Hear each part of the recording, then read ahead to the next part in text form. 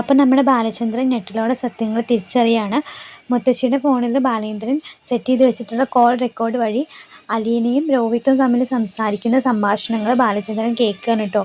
ഒരു ബെഡിൽ കിടന്നിട്ട് ബാലചന്ദ്രൻ ആരും ഇല്ലാത്തപ്പോൾ അത് കേട്ടോണ്ടിരിക്കുകയാണ്. അലീനയാണെച്ചാൽ കിച്ചണിൽ പണി ചെയ്തുകൊണ്ടിരിക്കുകയാണ്. മുത്തശ്ശിയാണെച്ച് കിടക്കുകയാണ്. ബാലചന്ദ്രൻ ജ്വല്ലറിയിൽ നിന്നൊക്കെ വന്നിട്ട് റൂമിൽ കയറി വാതിലടച്ചിട്ട് സംഭവങ്ങൾ കോൾ റെക്കോർഡ് ഇങ്ങനെ നോക്കിക്കൊണ്ടിരിക്കുകയാണ്. സത്യത്തിൽ വൈജയന്തിയെ കുറിച്ചിട്ടുള്ള എന്തെങ്കിലും കാര്യങ്ങൾ അറിയുമോ എന്ന് അറിയാൻ വേണ്ടിയിട്ടാണ് ബാലചന്ദ്രൻ അത് സെറ്റ് ചെയ്ത് വെക്കുന്നുണ്ടെങ്കിലും ബാലചന്ദ്രൻ പെട്ടെന്ന് അറിയുന്നത് ഇങ്ങനെ ഒരു രോഹിത്തിൻ്റെ ക്രൂരതയാണ് അറിയുന്നത്. അത് ബാലചന്ദ്രന് സഹിക്കാൻ പറ്റുന്നില്ല കേട്ടോ. കാരണം രോഹിത്തും അലീനയും കൂടി സംസാരിക്കുന്ന സംഭാഷണങ്ങൾ കേട്ടപ്പോൾ ഞെട്ടിപ്പോവുകയാണ് ശരിക്കും ബാലേന്ദ്രൻ. തൻ്റെ മകൻ അലീനയോട് ഇങ്ങനെയൊക്കെ പെരുമാറി, അതായത് വൈജയന്തിയുടെ മകൾ സ്വന്തം സഹോദരി കൂടിയാണ്. അത് സഹോദരിയാണെന്ന് രോഹിത്തിന് അറിയില്ലെങ്കിലും സഹോദരിയെ പോലെ കാണേണ്ട ഒരു പെൺകുട്ടിയോട് ഇങ്ങനെയൊക്കെ ചെയ്തു എന്നറിയുമ്പോൾ ബാലചന്ദ്രന് അത് ഒരിക്കലും സഹിക്കാൻ പറ്റുന്നില്ല കേട്ടോ. അത് ആ ഒരു ഞെട്ടലിൻ്റെ ഷോക്കിന്ന്, ആ ഒരു കാര്യം അറിഞ്ഞിട്ട് ഷോക്കിന്ന് ഒരിക്കലും ബാലചന്ദ്രന് പുറത്ത് വരാൻ പറ്റുന്നില്ല കേട്ടോ. ബാലചന്ദ്രൻ കുറേ കരയുന്നൊക്കെ ഉണ്ട്. താൻ നല്ല രീതിക്ക് വളർത്തിയ ഒരു മകൻ ഇങ്ങനെ ചീത്തയായി പോയല്ലോ, അല്ലെങ്കിൽ ഇങ്ങനെ ഒരു കൂട്ടുകെട്ടിൽ ഇങ്ങനെയൊക്കെ ചെയ്യാൻ അവന് തോന്നി എന്നുള്ളൊരു മനസ്സിൽ ഒരു വിഷമം ബാലചന്ദ്രന് ഉണ്ടാവുകയാണ് കേട്ടോ.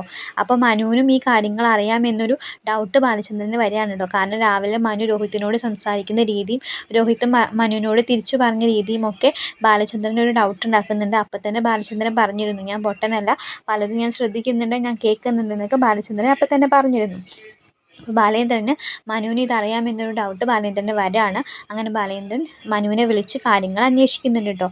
മനുവിനോട് ചോദിക്കുമ്പോൾ മനു ആദ്യം തുറന്ന് പറയാൻ മടി കാണിക്കുന്നുണ്ടെങ്കിലും മനു പറയുന്നുണ്ട് അങ്ങനെയൊന്നും ഇല്ല എന്ന് പറയുമ്പോൾ ബാലേന്ദ്രൻ പറയുന്നുണ്ട്, ഈ കൂട്ടത്തിൽ അല്ലെങ്കിൽ ഈ കുടുംബത്തിൽ എനിക്ക് ആകെ വിശ്വാസമുള്ളതും കുറച്ചും കൂടി സ്നേഹമൊക്കെ ഉള്ളത് നിന്നോടാണ്. നീ എന്നോട് കള്ളം പറയില്ല എന്നുള്ള വിശ്വാസം എനിക്കുണ്ട്. അലീനേനെ നീ എങ്ങനെ കെയർ ചെയ്യുന്നു അതേപോലെ തന്നെയാണ് ഞാനും അവളെ കാണുന്നതും കെയർ ചെയ്യുന്നതൊക്കെ. അപ്പോൾ അവൾക്ക് ഇങ്ങനെ ഒരു കാര്യം സംഭവിച്ചത് നിനക്കറിയാമോ, അല്ലെങ്കിൽ ഇവരാണത് ചെയ്തത് നിനക്ക് അറിഞ്ഞിരുന്നോ എങ്കിൽ നീ എന്നോട് പറയണമെന്ന് ബാലചന്ദ്രൻ മനുവിനോട് പറയാൻ കേട്ടോ. ഏറെ വിഷമിച്ചിട്ടാണ് വെച്ചാലും മനു അത് പറയുന്നുണ്ട്, അത് ഉണ്ടായ സംഭവമാണ്. അലീന അപ്പം എന്നോട് പറഞ്ഞിരുന്നു വേറെ ആരും ഇത് അറിയരുതെന്ന്. അവൾ എന്നോട് സത്യം ചെയ്തതുകൊണ്ടും പിന്നെ അങ്കിളിന് അത് അറിഞ്ഞാൽ വിഷമാവുന്നുള്ളതുകൊണ്ടുമാണ് ഞാനത് അങ്കിളിനോട് പറയാണ്ടിരുന്നത്. അവൾക്ക് അങ്ങനെ ഒരു ക്രൂരത ഇവരുടെ കയ്യിൽ നിന്ന് നേരിടേണ്ടി വന്നതുകൊണ്ട് പിന്നെ അങ്കിളിനൊരു മോശം ആവില്ല, അങ്കിളിനും ആൻറ്റിക്കും ഒന്നും അതൊരു മോശം ആവരുത്, അവരുടെ ഭാവി നാളത്തെ അവരുടെ ഭാവി നശിക്കരുതെന്നൊക്കെ വിചാരിച്ചിട്ടാണ് അലീന പോലീസിനോട് അതൊന്നും പറയാതിരുന്നത്.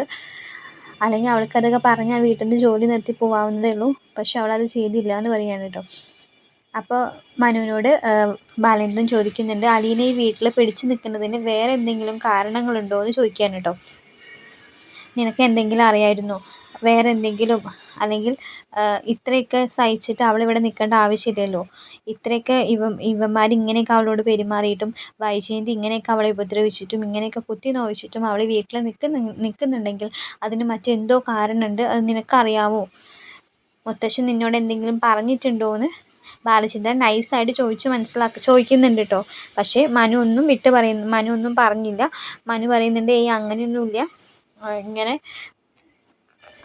മുത്തശ്ശൻ എന്നോട് പറഞ്ഞിട്ടുണ്ട് അവളെ തന്നെ കൊണ്ടുവന്ന് നിർത്തണമെന്ന് പറഞ്ഞതുകൊണ്ട് മാത്രമാണ് ഞാൻ അങ്ങനെ ചെയ്തത്, അല്ലാതെ വേറെ കാര്യങ്ങളൊന്നും ഉണ്ടതായിട്ട് എനിക്കറിയില്ല എന്ന് പറയണം കേട്ടോ. അങ്ങനെ ബാലേന്ദ്രൻ ഫോൺ വയ്ക്കുന്നുണ്ട്. തിരിച്ചു കോളേജിൽ നിന്ന് എത്തുന്ന രോഹിത്തിനോട് ബാലചന്ദ്രൻ അത് ചോദിക്കുന്നുണ്ട്. കാരണം ഇങ്ങനെ ഒരു ക്രൂരത ചെയ്തിട്ട് അവനങ്ങനെ സുഖമായിട്ട് നടക്കാൻ പറ്റില്ലല്ലോ. അപ്പോൾ ബാലചന്ദ്രൻ അത് ചോദിക്കുന്നുണ്ട്. ബാലചന്ദ്രൻ്റെ ദേഷ്യം മുഴുവൻ ബാലേന്ദ്രൻ അവനോട് തീർക്കുന്നുണ്ട് കേട്ടോ.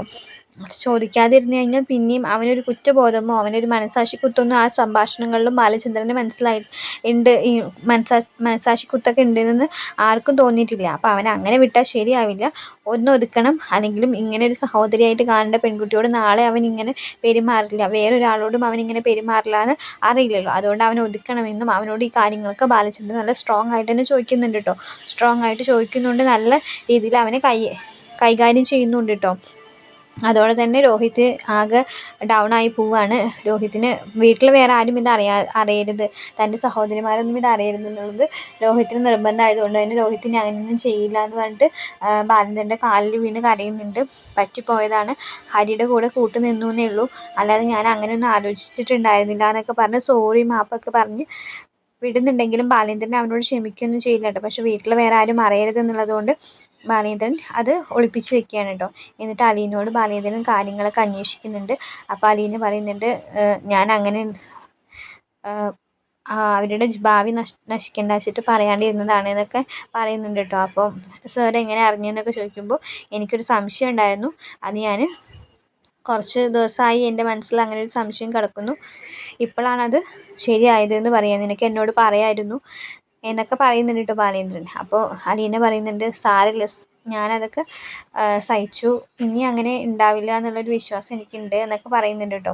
ബാലേന്ദ്രൻ പറയുന്നുണ്ട്, ഇനി നിനക്ക് ഇവിടുന്ന് ഒരു തരത്തിലുള്ള മോശമായിട്ടുള്ള അനുഭവങ്ങൾ ഉണ്ടാവില്ല, അതിന് ഞാൻ അനുവദിക്കില്ല, ആരും നിന്നെ വിഷമിപ്പിക്കാനോ ഇനി ഒരു തരത്തിൽ നിന്നെ മോശമായിട്ട് ചിത്രീകരിക്കാനോ അല്ലെങ്കിൽ മോശപ്പെട്ട രീതിയിൽ നിന്നോട് പെരുമാറാനോ ഈ വീട്ടിൽ ആരും തുനിയില്ല, നിൻ്റെ കൂടെ എന്തിനും ഏതിനും ഞാനുണ്ടായിരിക്കും എന്നൊക്കെ ഒരു സപ്പോർട്ട് ബാലേന്ദ്രൻ അലീനയ്ക്ക് കൊടുക്കുമ്പോൾ തന്നെ അലീനയ്ക്ക് ഒരു ആശ്വാസം ആവുന്നുണ്ട്, ഒരു സന്തോഷമാവുന്നുണ്ട്. അവളെ സ്നേഹിക്കാനും അവളെ മനസ്സിലാക്കാനും ആ കുടുംബത്തിലെ 2 ആൾക്കാരുണ്ട്, ഒന്ന് മനുവും ഒന്ന് ബാലേന്ദ്രനും, പിന്നെ മുത്തശ്ശിയുണ്ട് കേട്ടോ. മുത്തശ്ശിയുണ്ട് എന്ന് മനസ്സിലാക്കുന്ന അവൾക്ക് അവിടെ നിൽക്കുന്നതിൽ ഒരു പരിഭവം തോന്നില്ല കേട്ടോ, കാരണം അവൾ മനസ്സിലാക്കുന്ന ആൾക്കാർ അവളുടെ കൂടെ ഉണ്ടല്ലോ. അങ്ങനെ ബാലേന്ദ്രൻ ഒരു മകളെ പോലെ അലീനയെ സ്നേഹിച്ച് തുടങ്ങുന്നുണ്ട് കേട്ടോ.